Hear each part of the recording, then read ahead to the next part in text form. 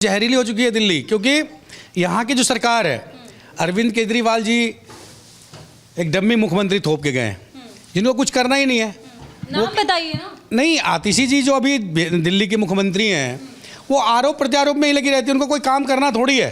वो तो एक डम्मी मुख्यमंत्री के तौर पे केजरीवाल जी की जो खाना पूर्ति है उसको पूरा कर रही है। जब केजरीवाल जी ने कुछ नहीं किया तो ये कहाँ से करेगी? आतिशी मार्लेना कह तो रही है, केंद्र सरकार से रिक्वेस्ट तो कर रही है कि साथ में बैठ के जो है वो समस्या का निपटारा किया। नहीं, सब कुछ केंद्र ही करते तो फिर दिल्ली सरकार की जरूरत ही क्या थी? सर वही काम कर रहे हैं, आरोप आप भी प्रत्यारोप आप भी लगा रहे हैं आतिशी मार्लेना पर, फिर आप लोग क्या कर रहे हैं ये बताइए ना। दिल्ली में हम विपक्ष में है और सरकार यहाँ पे आप पार्टी की है, तो ये आप पार्टी को जवाबदेही लेनी होगी। भागने से नहीं काम चलेगा। आतिशी मार्लेना चाहे कहते कि केंद्र करे या मदद नहीं कर रहे हैं, बीजेपी को करना चाहिए। क्यों बीजेपी को करना चाहिए भाई? कुर्सी पे मुख्यमंत्री क्या आप बैठिएगा? केंद्र में कौन है? केंद्र का छोड़ दीजिए ना, केंद्र पे इस्तीफा दे दीजिए। अगर आतिशी मार्लेना को इतना ही दिक्कत है, नहीं चला पा रही है, तो इस्तीफा दे देना चाहिए।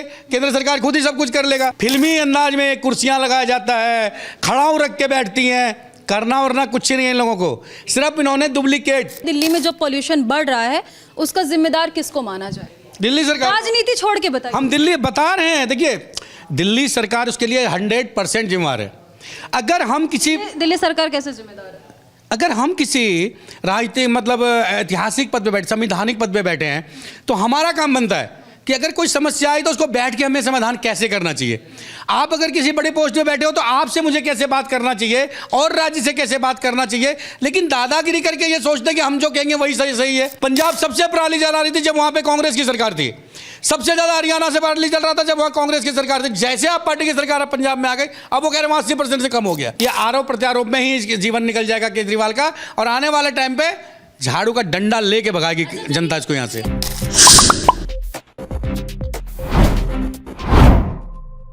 नमस्कार, आपके साथ मैं हूं ज्योति सिंह। आप देख रहे हैं सच टॉक। देखिए, अगर देश की राजधानी दिल्ली की बात करें तो किस तरीके से दिल्ली में जो हवाएं हैं वो जहरीली हो चुकी है। वायु प्रदूषण का जो स्तर है वो बेहद गंभीर हो चुका है और कहा जा रहा है कि 1200 पार AQI हो चुका है, जिसकी वजह से जो दिल्ली वासी है वो कहीं ना कहीं बाहर निकलने से डर रहे हैं।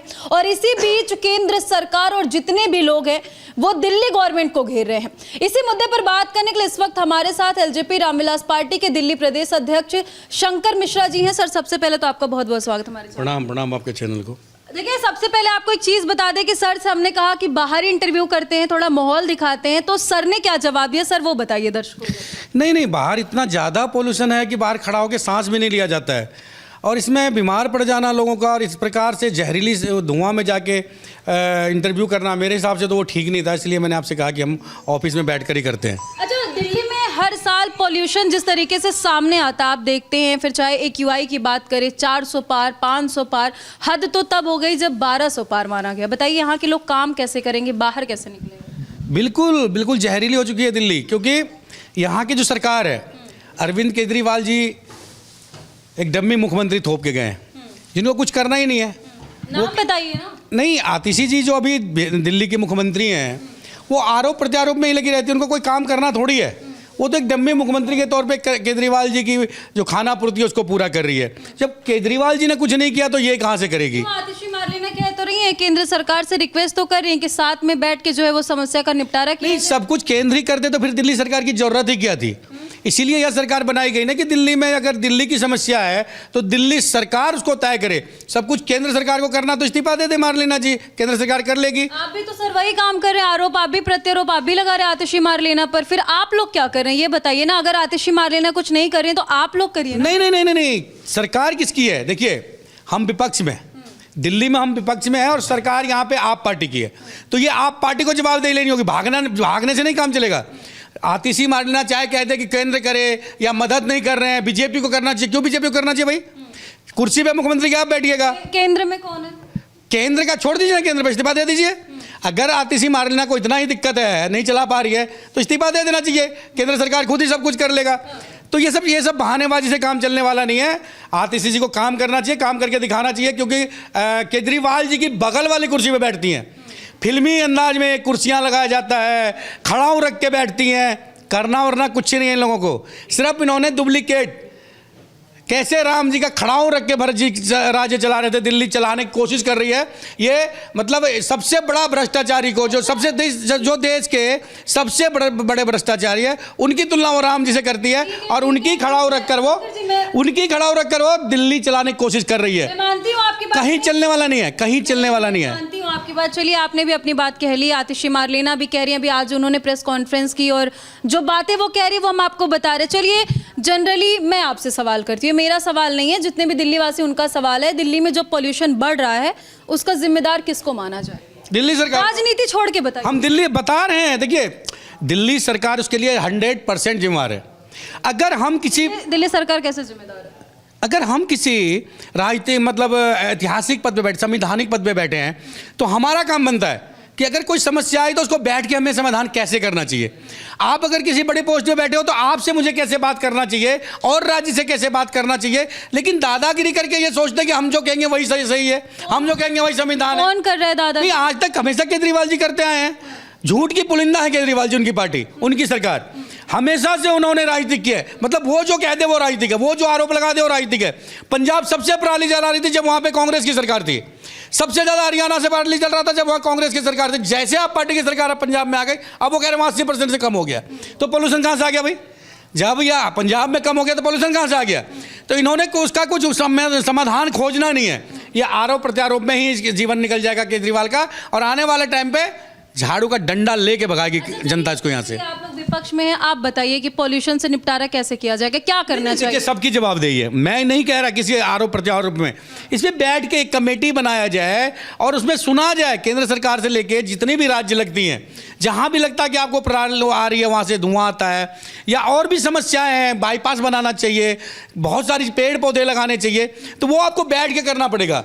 आरोप प्रत्यारोप से पॉल्यूशन कम होने वाला नहीं है। तो ये सरकार को सोचना चाहिए, दिल्ली सरकार को सोचना चाहिए, और यहाँ के मुख्यमंत्री आतिशी जी हैं, उनको खास करके सोचना चाहिए कि आपके आरोप लगाने से कुछ होने वाला नहीं है। बहुत जल्दी विधानसभा चुनाव आने वाला है, इस बार जनता झाड़ू का डंडा लेके केजरीवाल। राजनीति में मैं बात करी पॉल्यूशन पे, आप आगे विधानसभा चुनाव। नहीं, मैं इसीलिए नहीं, तो जब चुनाव है, चुनाव में तो आना ही पड़ेगा ना।